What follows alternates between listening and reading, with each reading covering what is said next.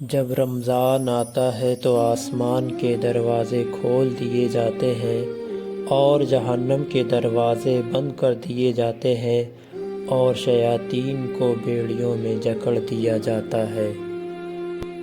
جو شخص ایمان کی حالت میں آخرت کے ثواب کی نیت سے رمضان کے روزے رکھے اس کے تمام سابقہ گناہ معاف کر دیے جاتے ہیں۔ روزہ دار کے منہ کی مہک اللہ کے نزدیک کستوری کی خوشبو سے بھی زیادہ عمدہ ہے۔ جنت میں 8 دروازے ہیں، ان میں سے ایک دروازے کا نام ریان ہے جہاں سے صرف روزے دار داخل ہوں گے۔ اللہ نے فرمایا ابن آدم کا ہر عمل کا متعین اجر اسی کے لیے ہے سوائے روزے کے، وہ صرف میرے لیے ہے اور میں ہی اس کی جزا مقرر کروں گا۔